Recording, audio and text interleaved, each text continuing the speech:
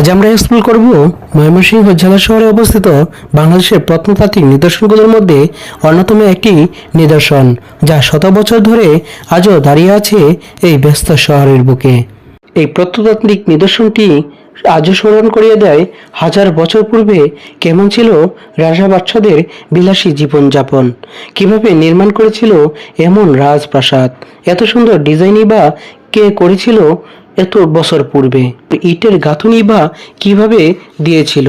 আর এসবই রয়েছে আজকের কন্টেন্টে। বাংলাদেশের প্রত্নতাত্ত্বিক নিদর্শনগুলোর মধ্যে অন্যতম একটা নিদর্শন হচ্ছে শশীলজ। আমাদের ময়মনসিংহ জেলার ময়মনসিংহ শহরের একেবারে প্রাণকেন্দ্র গাঙ্গিনাপাড়ে। মুক্তাগাছার জমিদার বংশের উত্তরসূরি ছিলেন মহারাজা সূর্যকান্ত আশ্চর্য চৌধুরী। তিনি ছিলেন নিঃসন্তান, তবে তিনি একটি পুত্র সন্তান দত্তক নিয়েছিলেন। ভালোবেসে তার নাম দিয়েছিলেন শশীকান্ত। একদিন এই শশীকান্তই যে হবে ভবিষ্যৎ জমিদার, তাই ভবিষ্যৎ জমিদারের জন্য মহারাজা একটি প্রাসাদ নির্মাণের চিন্তা করলেন। কোথায় তৈরি করবেন এমন এই বিলাসবহুল রাজপ্রাসাদ? রানী সাহেবার পরামর্শে মহারাজা সিদ্ধান্ত নিলেন ময়মনসিংহ শহরেই হবে সেই রাজপ্রাসাদ। প্যারিস ও ইউরোপের বিভিন্ন স্থান থেকে মার্বেল পাথর সহ দামি দামি সব শৌখিন আসবাবপত্র সংগ্রহ করেন। চুনসুরকি আর পোড়ামাটির ফলক দিয়ে নির্মাণ করে দ্বিতল প্রাসাদ। প্রায় 9 একর জমির উপর নির্মিত হয় রাজপ্রাসাদটি।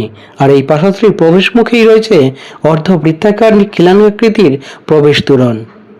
1897 সালে জুন মাসে প্রবল ভূমিকম্প হয়, আর এই ভূমিকম্পে বিধ্বস্ত হয়ে যায় এই দ্বিতল রাজপ্রাসাদ। শশীলজে দেখেন কি একটা আজব মেশিন।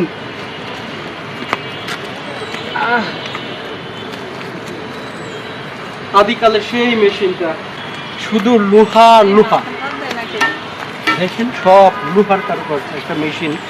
তবে দর্শনার্থীর জন্য সংরক্ষণ করা হয়েছে এই শশীলজের সামনে। রাজপ্রাসাদটির সম্মুখভাগে কর্নারে সংরক্ষণ করা হয়েছে একটি ছাপার মেশিন।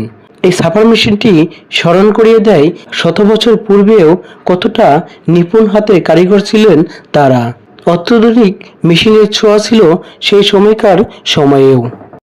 1905 খ্রিস্টাব্দ হইতে 1991 খ্রিস্টাব্দের মধ্যেই মহারাজা শশীকান্ত একতলা বিশিষ্ট স্থাপনাটি আবার নির্মাণ করেন। প্রবেশ তোরণ ধরে প্রাসাদের দিকে যেতে চোখে পড়বে সবুজ ঘাসের বাগান, যেখানে অলঙ্কৃত করছে মার্বেল পাথর। আর এই পাথর দিয়েই তৈরি ঝর্ণার মাঝে রয়েছে একটি সুন্দর ভাস্কর্য। প্রাসাদের অভ্যন্তরে ছিল মার্বেল পাথরের অলঙ্করণে তৈরি একটি চমৎকার ঝর্ণা, কাঠের মেঝে দ্বারা নির্মিত হলরুম। দরজায় ও জানালায় ছিল রঙিন কাচের ছোঁয়া, লোহার ইস্পাতের উপর অত্যন্ত চমৎকার অলঙ্করণ। এই দিকটা হচ্ছে শশীলজের পিছনের অংশ। এখন আমরা এই পিছনের অংশটা দেখাবো আপনাদের। আর পিছনের অংশটাতে কিন্তু বেশ বড় সড়ো একটা বাগান দেখা যাচ্ছে, গাছের বাগান, আর নিচে সবুজ ঘাস। তো চলুন আমরা পিছনের অংশটা আজকে আমরা দেখব। ভবনের দক্ষিণ দিকে রয়েছে একটি পুরাতন পুকুর, যার উত্তর পাড়ের মধ্যস্থলে একটি মার্বেল পাথরের ঘাটনার উপর দ্বিতল একটি স্নানঘর।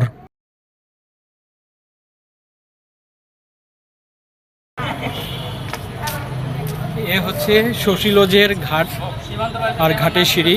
এখানে দোতলা একটি ঘর আছে পুকুর ঘাটে, উপরে থেকে হয়তো দেখাশোনা করতো। আর এখানে নিচেই এখানকার যে শশীলজে যারা বসবাস করতেন, বিশেষ করে মহিলারা এখানে গোসল টোসল করতেন, স্নান করতেন।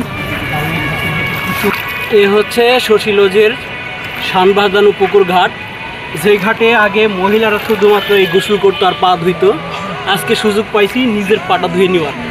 দেখেন কি সুন্দর ঘাট। ঘাটটা দেখাও, ঘাটটা দেখাও। দোতলা একটা ঘাট, এই দেখেন কি সুন্দর ঘাট।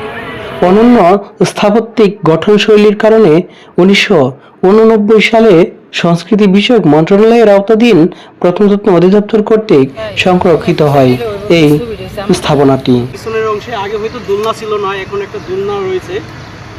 এ হচ্ছে ময়মনসিংহের শশীলজের সেই ভিতরের অংশ। আমরা ঢুকছি মূলত পিছনের অংশ থেকে, যে শান বাঁধানো পুকুর ঘাট, সেই ঘাটের পিছনের অংশ দিয়ে, পিছনের দরজা দিয়ে আমরা কিন্তু ভিতরে প্রবেশ করছি। কেমন লাগলো আজকের কন্টেন্টটি? যদি ভালো লেগে থাকে তাহলে একটি লাইক, কমেন্ট ও শেয়ার করে পাশে থাকবেন।